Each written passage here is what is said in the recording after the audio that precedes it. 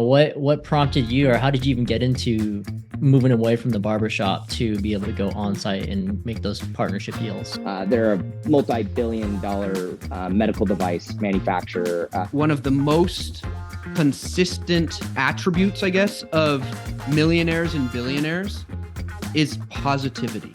Where do you spend most of your time now with all these different businesses all under one umbrella? Where do you find yourself spending most of your day? G'day, all. I'm Jay. And I'm Brett. I'm Jared. And you're listening to For the Wealth of It, the podcast that defines wealth beyond just the numbers in your bank account. We're three certified financial planners set on helping others lead a fulfilling life through mindful investing, thoughtful planning, and discovering what wealth means to you. We'll share real stories of our own, as well as guests who have found harmony in their lives by aligning their money with their personal goals. And we'll teach you how you can do the same. We're excited to have you here, so let's get started. Welcome back to another episode of For the Wealth of It. Today we have a special guest, Zac Reese. Zac is actually a friend of mine and my barber, and so I've actually been going to him for probably over a decade now. And I'll let him tell a story, but I've got to see him grow his business from just being a solo practitioner in a small little strip mall to kind of a mini empire that is now, where there's multiple locations, a mobile haircut van, and even building out like a training center, which I'm sure you'll get into more. But I'll let you kick it off, Zac. Yeah. So, I'm Zac, and I'm the founder and CEO of Danckuts. And originally, when I started, I went to beauty school. I started doing women's hair when I graduated, and I hated it. It just wasn't for me. It's just a totally different environment than I think what I'm suited for. And I told myself, I'm not doing hair anymore. I just can't stomach it. So I was 20 at the time, and started like a media company with some friends. We were, doing some short films and producing and stuff like that. And it fell apart, and I didn't know what I was going to do. And you needed to move home. And my dad was like, well, we paid for you to go do hair. So you got your license. So if you want to move home, that's what you're doing.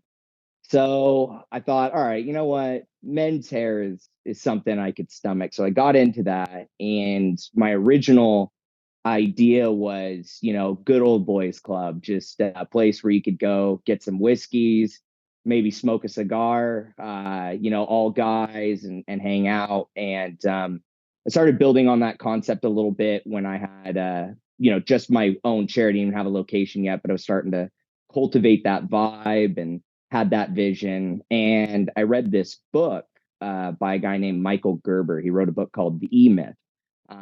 It's a pretty famous book, but not a lot of people have heard about it. But I read this book, and essentially he talks about how the E-Myth really is that it's the entrepreneurial myth. So a lot of people think they own a business, but they don't. They actually own a job. So if you are the one that needs to be present in order to provide the outcome, you don't own a business. You own a job. As soon as you go on vacation, or you want to take a day off, things aren't flowing. So the book is all around how to systemize and process out what it is you're delivering, so that it can be scalable. And that book just hit me like a train and made so much sense to me.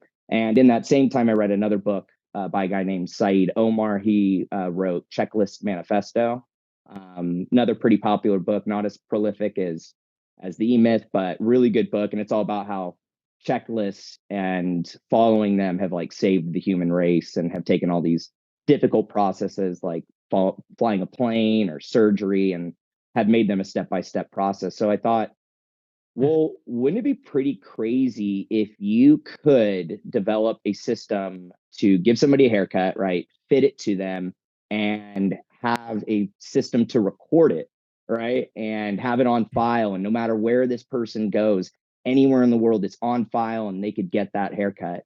That's what really kicked everything off and got me going. So did you start doing men's haircuts before you decided we need to do this type of process, or was or is the process first and then you got into the haircuts? Yeah, no. So I got in. This is a good question. I got into the hair cutting first. I was doing the straight shaves, and I was like, all right, this is going to be the whole good old boys thing. And then after reading the book, I just started spinning the wheels on that idea. And Jared will even recall I used to give out these little cards that I would write the haircut notes on, and somebody would have to bring it back, and I'd be like, oh, okay, this is what you get. Cards got lost all the time, and it wasn't that conducive to success, but that's how we started. Yeah. I want Wow. to talk more about the system you built, but I'm not sure if you saw because you're on your phone, but Jay just pulled out those 2 books. It's happened to be sitting right next to him on his desk, I guess. Oh, no way. They're sitting right next to you on your desk. I I have can't I see. have both of them right here. They're two of my favorites. That is so awesome. That makes this so much better. Yeah, and literally what just 2 or 3 guests ago, we talked to someone from the Small Business Association or administration about, and he was literally talking about the E-Myth, Mhm. and that Yeah. was his first recommendation was go read that book. Right. I think there's a concept that Zach is touching on, right? That is a very cool one. The way that our guest, who was the business consultant, said that he differentiates between a business owner and an entrepreneur, and kind of alluding to what you were saying, right? Is like a business owner is not necessarily an entrepreneur, and you want to be working on the business, not in the business. And so Right. um, I'm excited to kind of pick your brain even further on that philosophy because it seems to have resonated with you, and now you're starting to implement that in your own life and business. So Yeah. Definitely. Yeah. I think that we've had some sort of weird happening in the last like decade. I think Instagram has really, made it very popular. And this idea of being an entrepreneur, and the fact that like everybody needs to be an entrepreneur, there's a lot of that pressure on people. The truth of the matter is when anybody ever asks me like, and I try to do this as nicely and respectfully as possible, but if anybody's like, I'm thinking about starting my own business, should I start my own business? I'm like, absolutely not. Do not.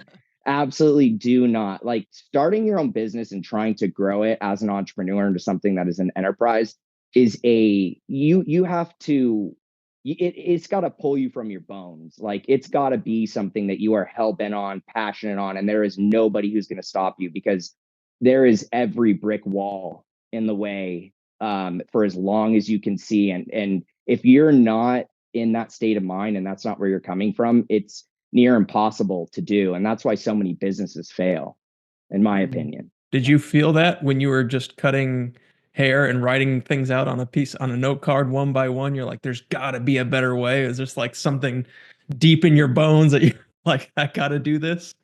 Absolutely. Totally. Yeah. Which is, that was 10 years ago. So for 10 years, and then we can dive further into it, but just grasping for the next rung, what needs to be implemented to make this process better? How can this process be better? How can this be better? Always. And you just always got to be reaching for that next rung. And sometimes it feels like there's just no way you can possibly reach it.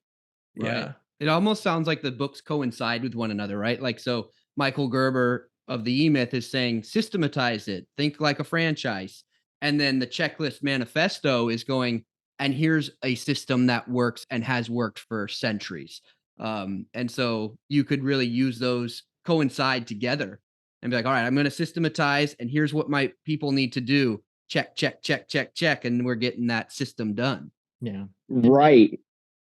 Go ahead, Jared. I just want to say like 2 things I hope to get into right after this is just how Zach has kind of systematized that through the app platform that he's built. And then secondly, I think would be really cool is to talk about the new school that you're building. So he's turning one of the facilities into kind of I guess, would you call it a barber school or?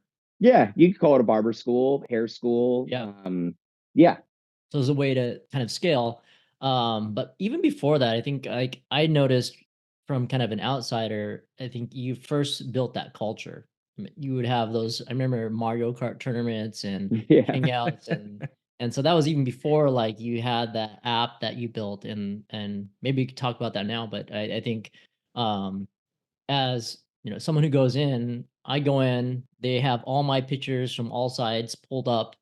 What I got, like one time I said, "Hey, I want to like kind of go back and change my hairstyle to what it was like 4 years ago."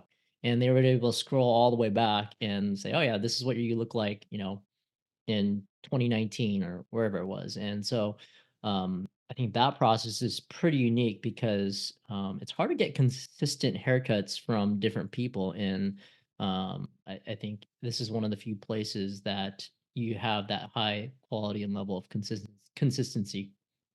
Yeah. A few things that we've done to make that a possibility, and it has been like a very long road. I wouldn't even consider us, we implemented this a version of the software on our third iteration of it, but we've had software of the type for the last, like, I don't know, 6 7 years, and I wouldn't say that it has gotten to the point of consistency where it's at now until the last, like, maybe 2.5 years ago. So there's other, big companies that try to implement, like, okay, we've got your photos and maybe there's some notes, but what we really built out, and I'll have to get you a video or photo of it for the podcast so you can see, but the amount of research and the amount of research and development that we've done would cover an entire shop floor full of measuring things out. Where do things sit? And so what we realized is, every single human on Earth has a zygomatic bone. They have a temporalis muscle. They've got a mastoid process, an occipital, a parietal. They might be a little higher than some others, different shapes and sizes, but they're all there. And essentially, we took the approach of getting a suit fitted, right? If you're LeBron James getting a suit fitted, it's going to be the same process as me. I'm not nearly as tall as LeBron James, right? But they're still measuring from the same points for the sleeves, right? The wrist to the elbow. So what we did is to develop this entire program using the bone and muscle structure as map marking points, as like our constant. And then what we do is we assign tools, processes, and lengths to each one in order to essentially have the suit fit you. So the magic sauce, the photos we don't even need. The photos are nice to have like a reference, but the magic sauce is in the 30 lines of coding that we write in order to record the haircut. And then the 3D printed plastic templating systems that I implemented a few years ago to bridge the gap in lack of hand-eye coordination or skill that further close the gap on the consistency. So there's a lot going on to make it all possible. Is it something where you can develop, like, let's say I come in and I go, man, I really like, I think of like the old school would be you show somebody a picture of a celebrity or something. It's like, I want this haircut. And can you develop that into your software so that people can try it? Or is it more so once you find something, we're going to replicate it over and over? It's the latter for sure. I have always, and it's funny, a lot of people, when they hear technology, they hear what we do. Every so often people come in, they're like, all right, so what's going to work best for me? Your software going to like recommend it. But the truth of the matter is, and any barber or hairstylist watching this is going to laugh because they're going to get it. The amount of times people come in and show me a picture of, like, I don't know, the best example is like an Asian guy comes in and wants like the Steve Nash haircut. And I'm like, this was years ago. I'm like, dog, your hair is thick straight, and that ain't gonna work. Like, no matter how bad you want it, no matter how good the technology is. So the point is really, there's two things. One, there's a reality of the hair people have. Balding dudes coming in wanting to have Brad Pitt hair. That's another great example. There's what you have available to work with, and then there is also, and even if there was a system to like recommend the best possible haircut for your face shape, this is statistically proven to get you laid the absolute most. You could still be like, well, I just don't like that haircut. Some asshole that picked on me in high school had that haircut. I'm not getting it. So it really comes down to, A, yes, what the client is looking to get, but also B, what do they have on their head? What do we have to work with? And oftentimes it comes down to, if you will, almost the artistry of the person who is working with you to differentiate all of that and be able to say, okay, we can do this. We can get close here and we can do this. And then where my system really functions is the person takes what they did, they input it in, we get the photos, and the person's like, well, I really like that haircut. Well, no matter which location you go to, it's on file. And as we scale, you should be able to get your haircut, anywhere and have it be accurate. So that's more how our stuff works. Yeah. Immediately what came to my mind when Jared said, "Hey, this is what Zach is doing," was like Starbucks, because, no matter where in the world you go, you're going to get the drink that you like at a Starbucks. It's going to be the same beans, it's going to be the same ratios. And so it's like, what you're going to get. And that sounds awesome for somebody who says, "Hey, this is where I want, like, I like my hair looking like this." But you touched on the artistry, and I wanted to know, like, from a consumer side, we're like, dude, I get the haircut I want every time. Have you ran into any like pushback from the artists, the hair people themselves who want some freedom of doing stuff? Definitely. I mean, the reality of the situation, right? And this is a hard pill to swallow as a business owner. It's really a hard pill to swallow whether you own a business or not. This is life. Is there are no solutions in life. There just are none. There are only trade-offs. You're going to trade something off for one or another. And that's why you can't be everything for everybody, just not possible. So there there's arts and crafts, right? People always want to like really pump up the artistry, and I think because like it's so mythical, it's artistry is so abstract, it's so hard to define, and I think we have like such a fascination with art, and art is great, but craft, the craft of things, which is where arts and crafts come from, is huge. A craftsman is something that is, just right next to artistry. And so as a company, we definitely are more on the craft side, right? You're being presented something. Jay, you couldn't just walk into Danckuts and use our system and start cutting hair tomorrow. These are people who, you've got to be trained, you've got to have the skill, you got to have the drive, and you got to have the passion for it. And the artistry, there's a little bit of artistry in everything, right? Like my accountant is an artist. And so, there is obviously that flair of artistry. Now, in order to have consistency, you you have to take the abstract out of it to a certain degree, right? And that's why we're called haircut engineering. We take an engineering approach, a more clinical, measured process approach, to be able to get the consistency. And there are people who don't want that. There are people who want to go see their artist. They're like, what are you feeling? I'm kind of feeling this. Let's work on this and have that experience. And that's never going to change. So yeah, there are people who it, what Danckuts is doing is definitely not going to vibe with them. But yeah, Yeah. so I don't Was hope that that I'm answers. curious what the like your impetus, like, were you thinking, "Ooh, I want to scale this and here's a way to do it?" Or was it like you were just getting tons of people going, "Man, it's so inconsistent," or it's like, I always hear people, "Oh, my hair person is this person." And you're like, "I want to be able to fill the chairs here because if everyone's coming just to me, then I've got three other." Like, what was your thought? Why did you want to create a system that was so efficient? Totally. I'm loving these questions, by the way, because these are questions I think about to myself all the time and don't get asked all the time. So it's nice Mhm. to be asked them. I always say I'm not a business person. Clearly, like I am. Business people come in all shapes and sizes, but I'm more of like a change the world kind of guy. And obviously I have like my perspective of the world. And so I created this almost just selfishly. For me, I'm a I'm busy. I've always got something going on. And before being a business owner, it was maybe it was partying and friends and family and all this stuff. And now it's wife and kid and business. But now my haircuts, like I want to be able to, have somebody build me up a cut, something I like, work with them, maybe even have a few different styles. And I want to be able to roll in somewhere. I want to get that haircut. I don't want it to be bad. I don't want to pay too much. I want to thank them, have a nice time, and I want to be gone. So Mhm. for me, I thought there's got to be plenty of people out there like me. And so that's really was the goal of Danckuts. Not like, oh man, I got to scale this. Oh, I've got to, put butts in chairs. It was, what would I want? What do I want from a place I get my haircut at? Mhm. I love that because you're inadvertently talking about a niche. right? You're saying, I want to find the people who want to be able to go and get a consistent haircut anywhere in the world. You're saying that's how I think. There's got to be more people out there. And if you're that person, Danckuts is for you. Like that's awesome. Yeah.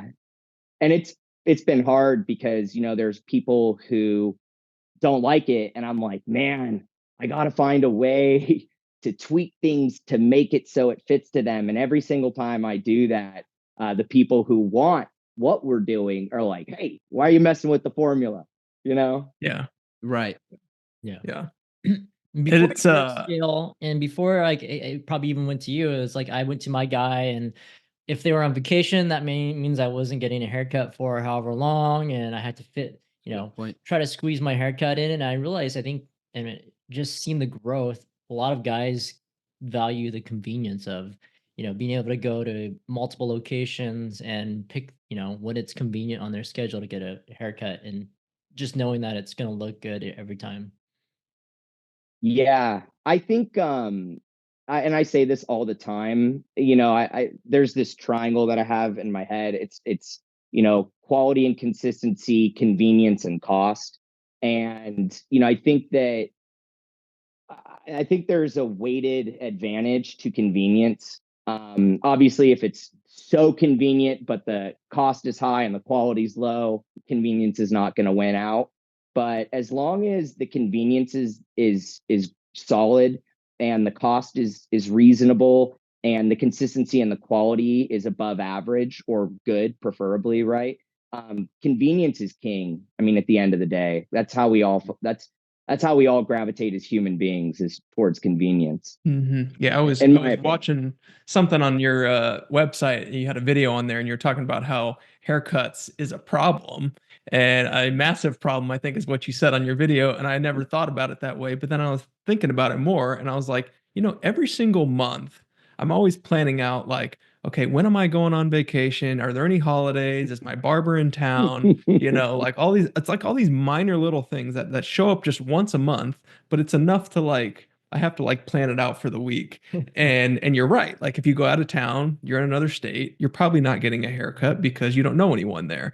And so it's fascinating what you're building. And I'm curious, is that kind of your vision? Is that this thing ultimately becomes some sort of enterprise, and that maybe if you're fortunate enough, it becomes this nationwide network where you can go anywhere in the US, anywhere in the world, wherever it may be, and you can just stop in and know that like I'm going to get exactly what I got in Texas or California or wherever. Yeah, without spending too much words on it, you hit the nail right on the head. You said it better than I could have. If the universe will have it and Yeah. I'm up to it, then that is absolutely the vision for Danckuts. Wow. One thing Hmm. I'll just throw in more on this kind of topic is, Zach has built out these vans where he'll take it, and I know you go to some like Fortune 500 huge companies where he's on site, on location at their like headquarters. And I thought, man, that's just genius, because people there just take the elevators down and get their haircuts. What prompted you, or how did you even get into moving away from the barbershop to be able to go on site and make those partnership deals? Yeah, I think you might remember before COVID uh, struck the world, we were doing like little pop-up tents at companies. We had done Twitch, we had gone to um, a couple telecommunication companies, and it was doing quite well. And COVID hit, we closed it down, and through all of that, we got a deal with Edwards Life Sciences. They're a multi-billion-dollar medical device manufacturer here in Irvine, California, and they built us out like our own little shop. So it's like a mini Danckuts on campus, and it was hot. That it's busy all the time, and it's going great, and so I thought, well, doing this at other campuses and other companies is got to be a hot thing. But the problem we were running into was obviously like not everybody either has the deep enough pockets or the logistics just aren't there to be able to have a shop. So I was like, all right, well, let's put it on wheels and let's start pushing towards these other companies and doing that so people can get, walk down and get a haircut at work or even apartment complexes or wherever. Door to door would be in my opinion, not from a making money perspective, but from like a accomplishment aspect, is door to door and bringing the cost down really low by having good systems in place for traveling between locations. That would be the holy grail for me. Be able to get your haircut at your house for $65. Yeah, that's interesting that you tap into that, because my wife is actually a mobile veterinarian. We own a mobile veterinarian clinic, right? And that is one of the things you have to think about if anybody's out there thinking this type of business structure. The brick and mortar, everybody comes to you, and so you don't have a whole lot of holes. But the moment that you go mobile, like the cost of not just gas but also the time, because if I'm driving from A to B, I can't see anybody while I'm getting there. So what Zach's touching on, I think, is really important. Is like, it helps when that location that you end up at becomes a brick and mortar. You have multiple people that can come to you at that time, but you're still creating what a brick and mortar doesn't, the convenience that I'm that much closer. You could just hop on outside and go get your haircut. That's a really cool idea. Yeah, this may be of this will definitely actually be of direct interest to you. But so we've been working on this app for a while now. It should be done pretty soon, but leveraging Google Maps and being able to essentially, it's sort of like an Uber, right? So what we do is create geo fences for days of the week. So it consolidates the van's traveling location. And then what we do is only people within these geo fences can schedule at those days of the week. And then what happens is everybody who schedules within that particular geofence for the day of the week, it calculates all the traveling time and the breakdown and setup time, and then that obviously closes the holes, like you said. And what further closes the holes is you can charge, whatever you see fit, but nominal distance fees, be it a dollar a mile or whatever, which even further closes those holes, because at a brick and mortar, right, every hour or every 30 minutes, client, client, client. But now all of a sudden you got travel time, and that's where the cost comes from. And people don't realize that.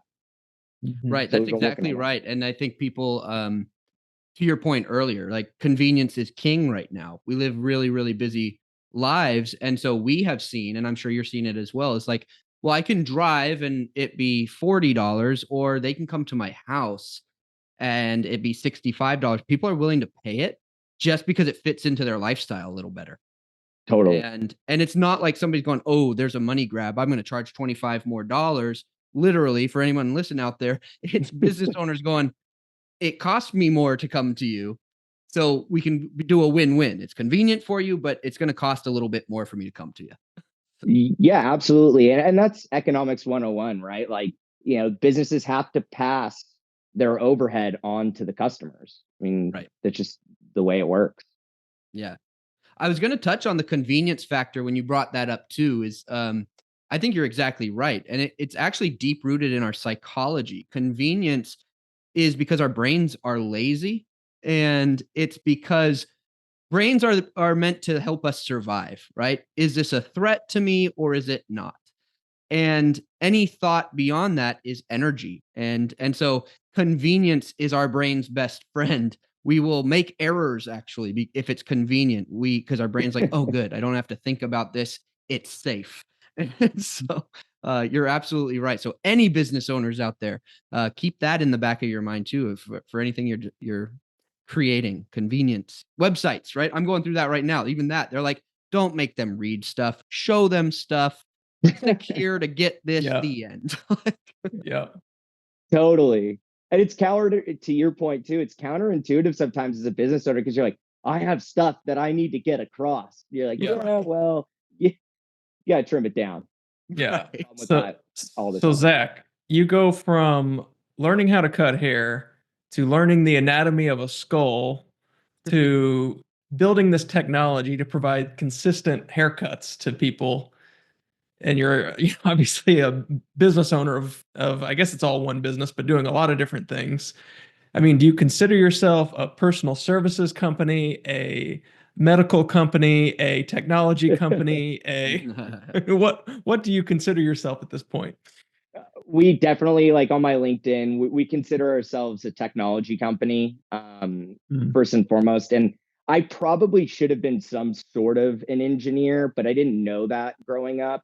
And I was a lot of trouble. And I did not like school. I was like, yeah, that's probably why I became an entrepreneur, right? I'm like, get me out of here. Let me just do my own thing. And so with the right guidance or in a parallel universe, I probably should or would have been some sort of an engineer. I don't know what type exactly, but systems and processes and stuff Sure. just are the way I think.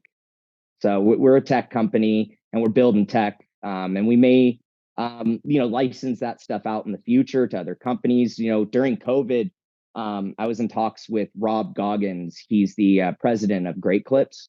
Oh. Um, I was just sitting on my hands, at home like everybody else, and I was like, this guy might be more available right now than he used to be. So I just hit him up on LinkedIn straight up, and he was like, told him what we're doing, what I'm building, and he was like, that's pretty interesting. So we had a lot of back and forth, and it ended up on a like, hey, here's some tough questions that we would need answered, and in order for us to really consider it, and I'd like to meet you. And so over the last few years, I've been answering those questions, and the school is part of answering those questions. So maybe we'll circle back with them at some point and present that, or maybe not. So Wow. Congrats. And that's awesome that you were daring enough to just reach out, right? I think a lot of people don't do it out of fear of rejection or negativity. One of the things that I've heard, one of the most consistent attributes, I guess, of millionaires and billionaires is positivity. So they mm, actually have this optimistic look. And you touched on it earlier where you said there's going to be a ton of brick walls. Well, if you're negative, the first brick wall is just like, see, I can't do this. But if you're yeah. optimistic about it, you're like, all right, well, I can get around this or whatever. So that's something for self-reflection for I think for some people too. Yeah, have you read any Stephen Pressfield books? No. He wrote The War of Art. He also wrote Do the Work, a few other books. But in one of his books, I think it's Do the Work, he basically talks about that topic and how all great things were created by like almost like I'm going to paraphrase heavily here, but like optimistic idiots, because anybody who logically thought through it, right, is like, that is not possible. But it's people Mhm. who are like, this is happening, and they just push past every single indicator that's like, this is not possible, and they're just like, it's possible. And it's like Right. overly optimistic idiot. Interesting. Wow. What were some of the biggest roadblocks that you did have to push through? I'm sure building the software and the app and all that is probably difficult enough, but did you find problems just even like figuring out what pieces, what data do I need to scan to know exactly how to do this haircut exactly the same every time, and then taking that data and putting it into a software, kind of where were some of the biggest headaches? Yeah, I would say that was a big headache figuring that out. I'm going to give a shout out to Lauren Price. She's actually my cousin, and she's been with me at the company the longest. And at the early years of doing this, I would drag her over to my house or Starbucks or one of the shop, or at the time we only had one shop, so the shop. And we'd have a client come in or a family member, and we'd be measuring stuff. And I think there was definitely a vibe from the people who were participating in it. And even from her, maybe even at the start, that was like, this is ridiculous. Like, what are we doing? We're measuring stuff. We're gonna have marker on people's heads. I have a caliper out. I'm like trying to figure things out. And so, but she just kept at it with me. And that was a huge process. That was very difficult. Also, just and this is going to be very relevant to all business owners. Just getting a hold of money. Like I do not come. I don't have access to money. And like for instance, for one of the shop build outs, I took on like a 33% interest loan. I don't even know if that's legal anymore. I Wow. think that's considered predatory, but I took it. I was again optimistic idiot. I'm just like, we're doing this, and Yeah. yeah, you remember that, Jared? Well, I was gonna rewind even further back, and if you see Zach's background, I'm like, that's what his shops look like, just like top notch. I'm sure none of them are cheap. And so when it was just you, I remember you had this idea of growing, and um, part of it was doing that big first remodel. And so on the first shop, there's this wall that says founding fathers, and you actually did some fundraising just within your client base and friends and family. And so my name's on the wall there. And I remember that was like the first kind of major change in the shop. And then I mean what you've done after that, definitely is way bigger in terms of scale than that first renovation. But I'm sure there were a ton of hurdles in terms of just growing, scaling, accessing funds in order to do the things that you've done. So maybe you could kind of touch on that. Jared's Yeah, like, yeah. hey, Zach, you owe me my 33% loan still. uh, Jared is so nice. He'd probably just let it go into default. No, but yeah, that first one when I had my own chair, I had like signed a lease, and it was just the most god awful.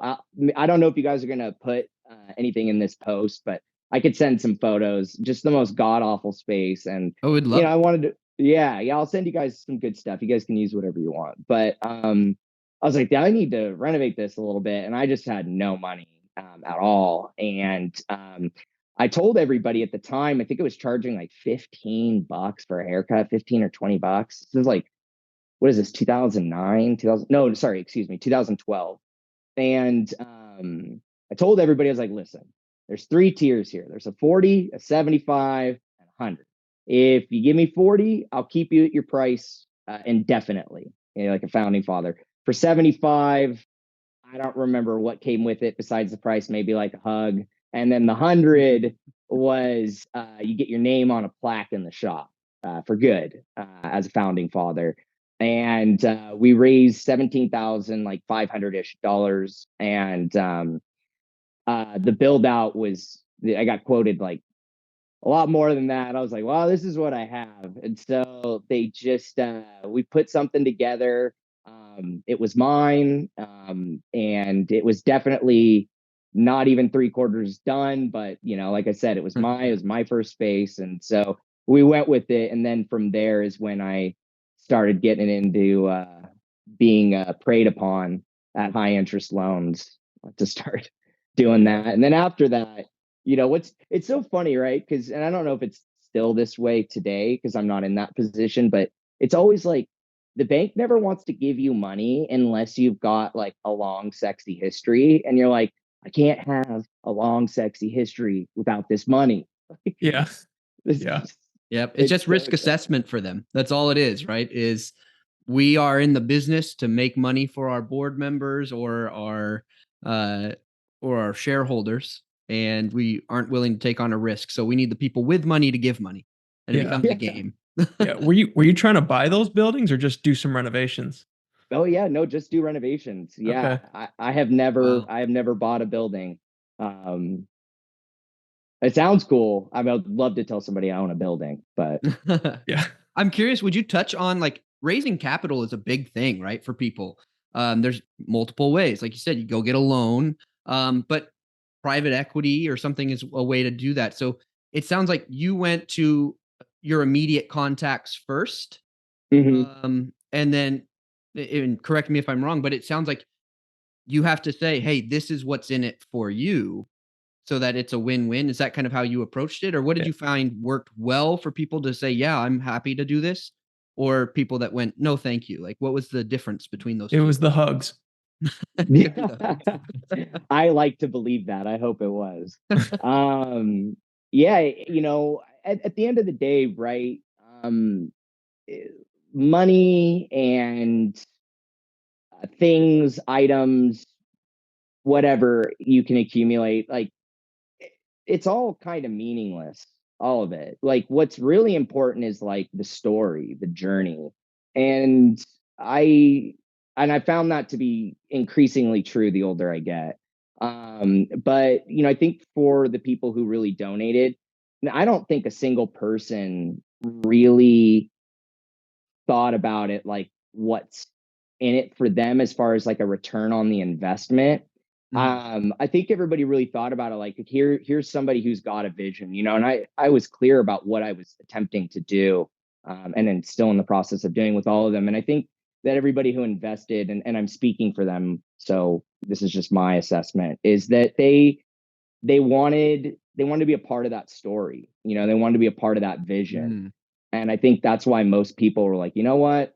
Here you go. So Jared, we have you right Yeah, here. Does I mean, that you resonate know with what? you? I think it was interesting because back then Zach was my guy, the only guy in the shop, and so he was the one cutting my hair. And I remember you were so busy that I would have to like book 2, 3 appointments out just to get something on the books because like from the get-go, your business kind of just blew up, and you were always back to back to back haircuts from early in the morning till sometimes late at night. And so I was more so just investing in my guy that cuts my hair, takes care of me, and I wanted to see the shop grow. And kind of just to further that, I think it's really interesting how that mind shift changed it from like I'm a guy who gets his haircut from only Zach to being okay with, hey, this other person's going to start cutting my hair and the shop's growing and you're adding people onto that. And so I think it's been awesome to see that growth from you as a solo business owner to now owning multiple locations. yeah, no, thanks. And to touch on your SBA guest, excuse me. So after that fundraiser, I took that predatory loan, got through that, and then the next loan that I took, that helped me scale to the second shop and get all that stuff rolling. I got through the SBA, and I can't thank them enough for getting me a totally reasonable loan, good payoff term, and to any business owners, the SBA is an incredible resource, and I think they're incredibly underfunded, and I think they're incredibly underutilized by a lot of business owners. So It's really good. It's I was taking a couple notes earlier because I think there's a lot of things that like actually translate over into our industry as well. And one of the things that you said was there's no solutions, just trade-offs.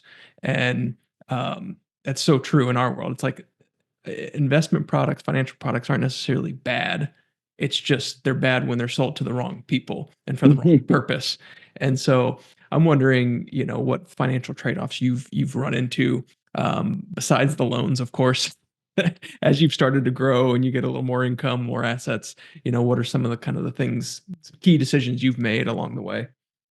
yeah, it's funny. I was just having this conversation with my dad recently, and it's another part of being a business owner that a lot of people don't consider. I think when people think of business owners, I think most people, especially people who aren't business owners, they think of like some dude who's twisting his mustache, adjusting his monocle, and you know, counting his stacks of cash, while he has a cigar in his mouth. And like the reality of the situation is if you're going to grow a business, especially in the early stages, which we are still in, you're going to, I've been underwater uh, almost consistently since I started. There's been very few times where I've been like, oh, this year is good. I actually made some money, more money.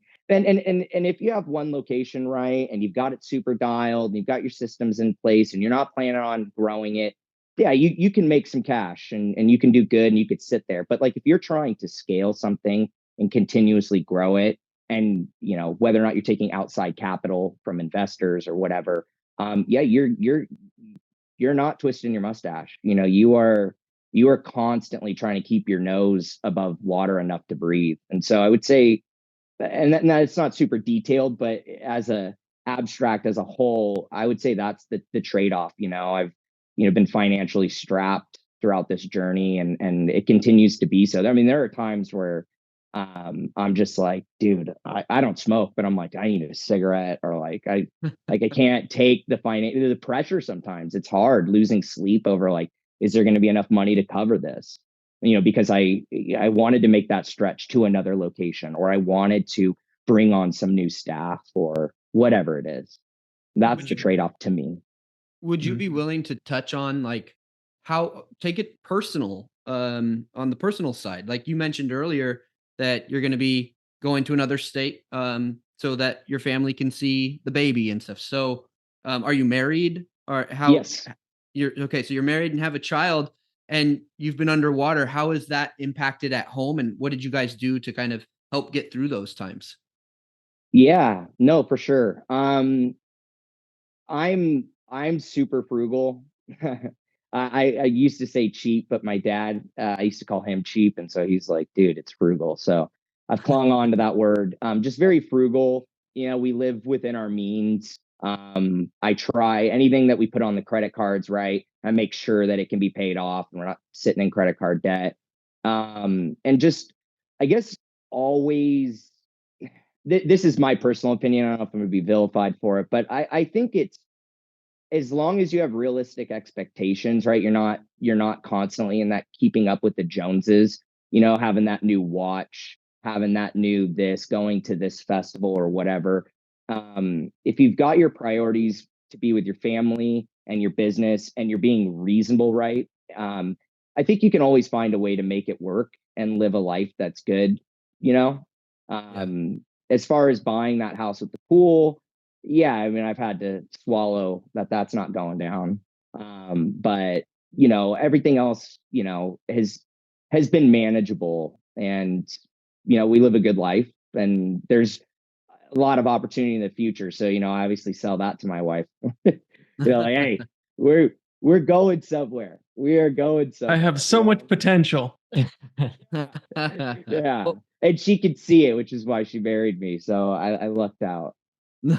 what You have you to check said is in like everyone. half of our job as financial planners is, setting those expectations and conveying that message. Like, you don't need to keep up with the Joneses, and kind of bringing people back to reality on in terms of, I think how you're living.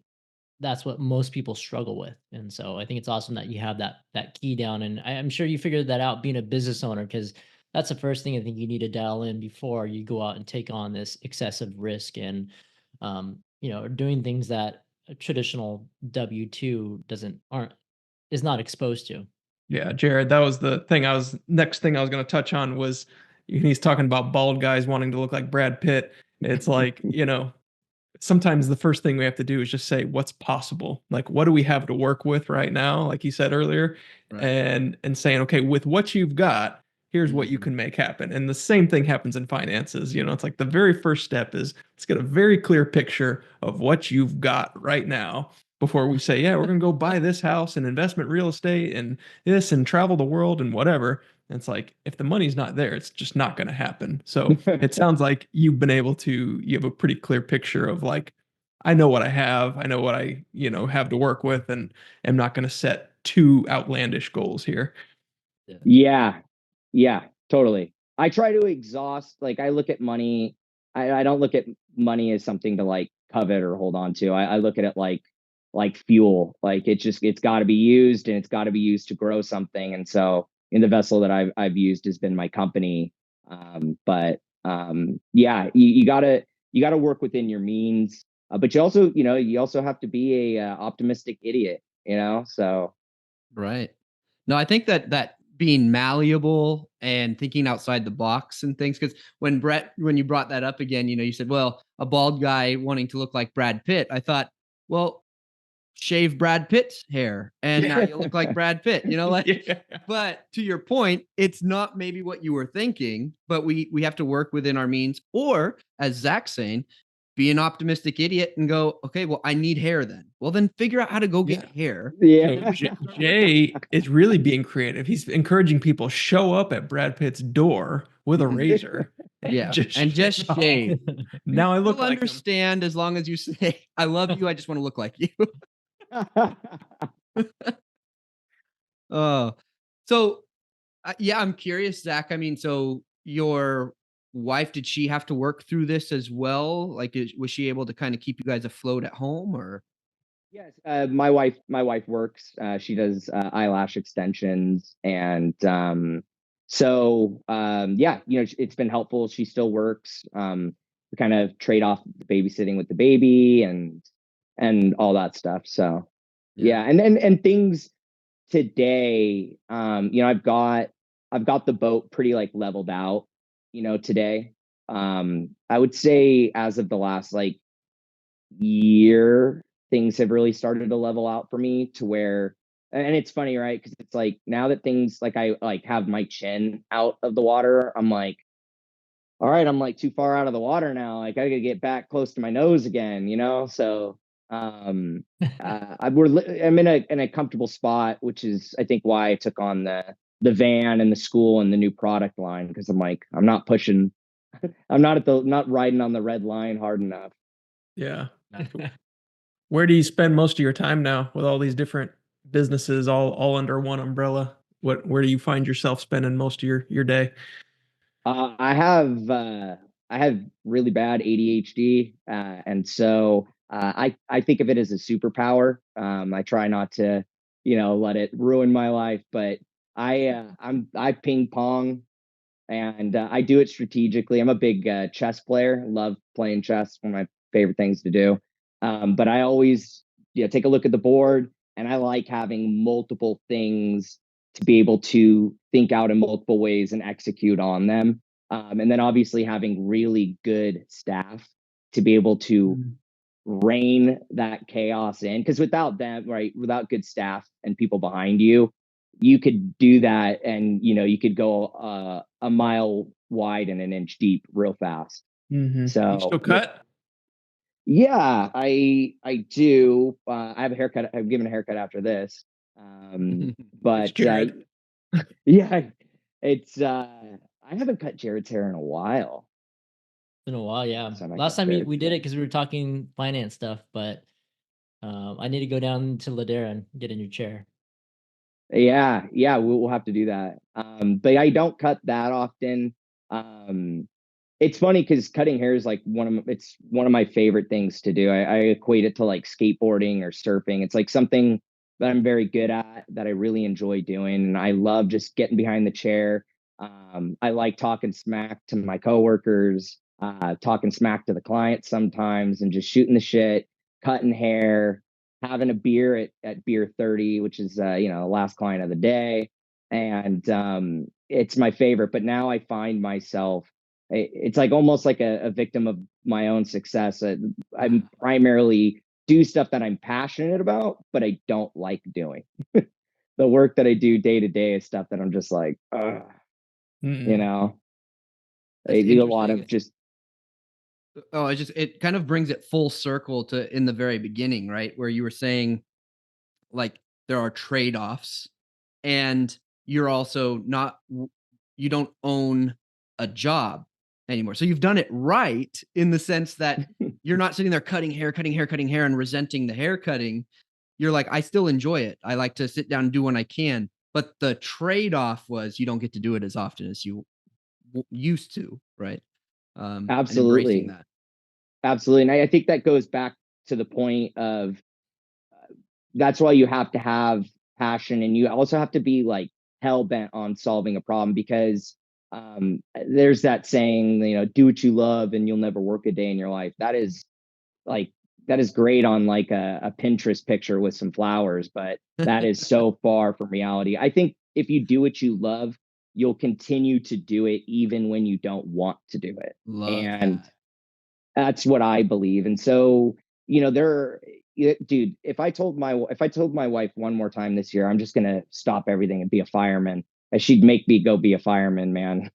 And not that being a fireman isn't difficult. It's just, it's something that I could, conceptualize, I can understand. And so, but I love this. I love what I do. I love this vision. I love this company. I love our mission statement and what we're trying to do. So, the days where I'm just like, I cannot take this anymore, I just get up and I do it anyway. Mhm. So what are you doing all this for? Do you have an end goal in mind? I mean, you mentioned a few things throughout the show here, but what specifically is driving you? And before you Yeah. answer, maybe Oh, you could yeah. tie in the school. That's one thing I wanted to touch on into the kind of that longer term vision that I think you'll probably mention. Sure. Yeah.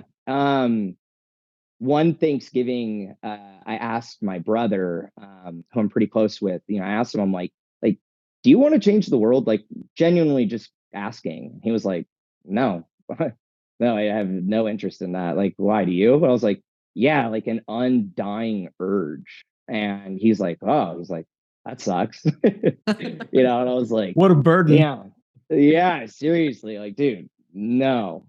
And I think it's always been with me, like, since I was born, just it's something in my nature. I don't know why. I can't figure it out or, understand it. But, you know, I I want to create something that people use, that people really appreciate, that people are like, man, like the cell phone or the airplane or something, you know, that's like, man, before this was created, I can't believe it was done that other way. And that's really what drives me. And that's kind of why I say I'm a bad businessman, because it's never been about business for me. It's all about that goal, creating something that people are happy that exists, that they use, that makes the world a little bit of a better place and actually has an impact. And that's where I come from mentally, at least.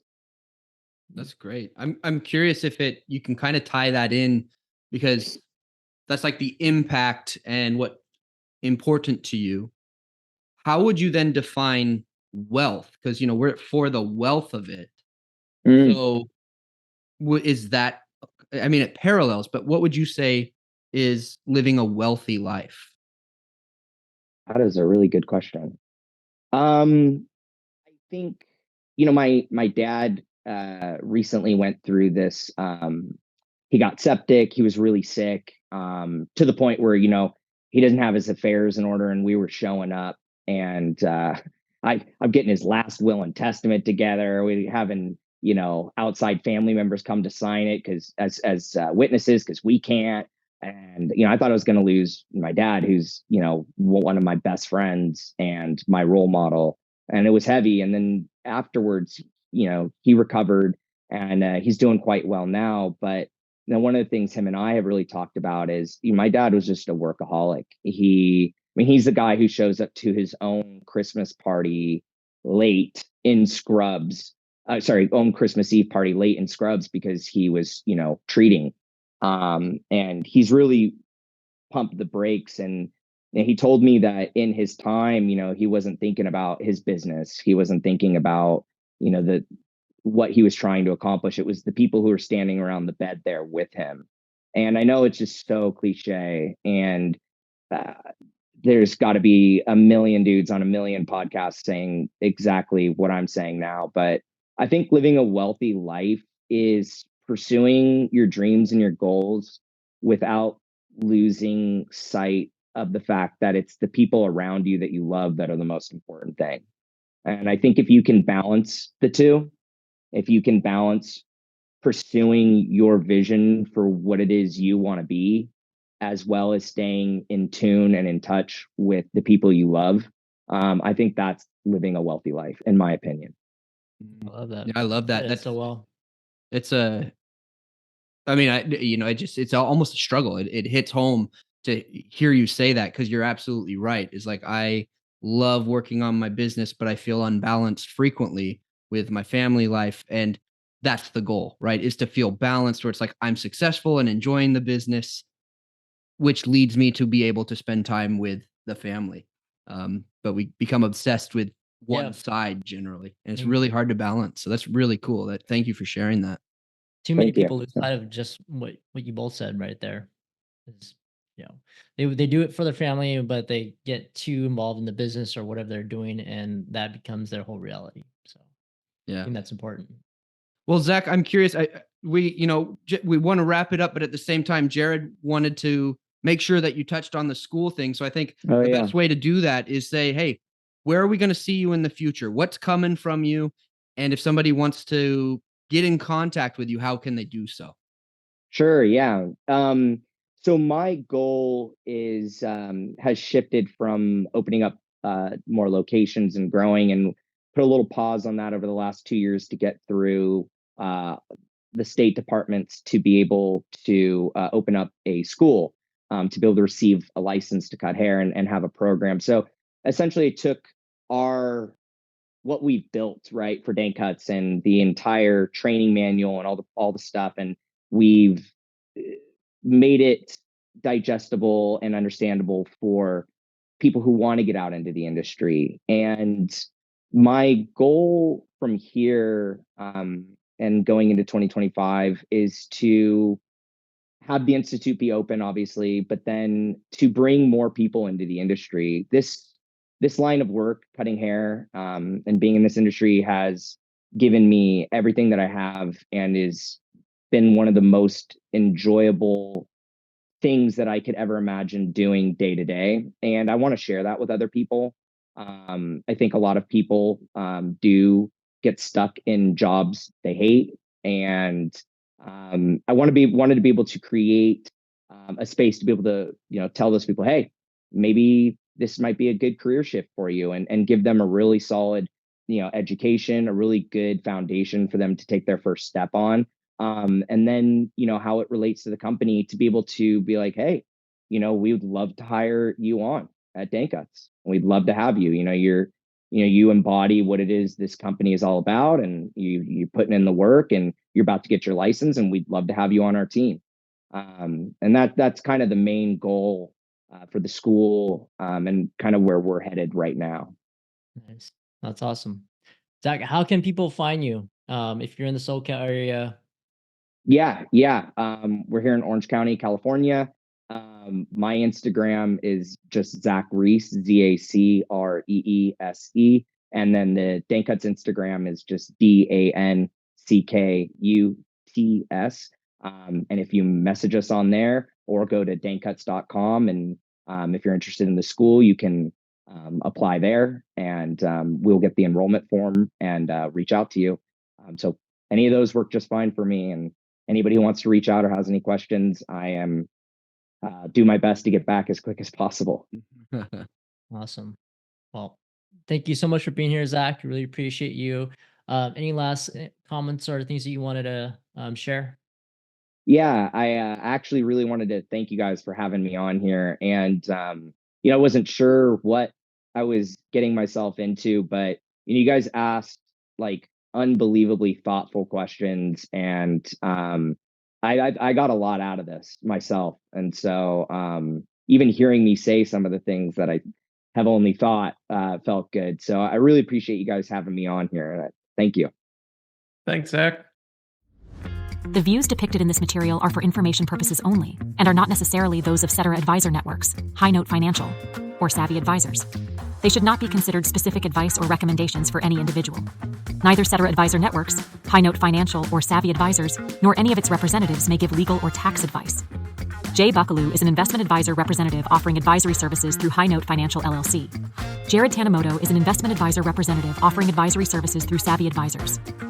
Brett Mikowski is an investment advisor representative and registered representative offering advisory services and securities through Cetera Advisor Networks LLC, member FINRA SIPC, a broker, dealer, and registered investment advisor. Cetera is under separate ownership from any other named entity. THM Wealth Management is located at 102S, Goliad Saint, Suite 103, Rockwall, TX 7 Faubourg à Send.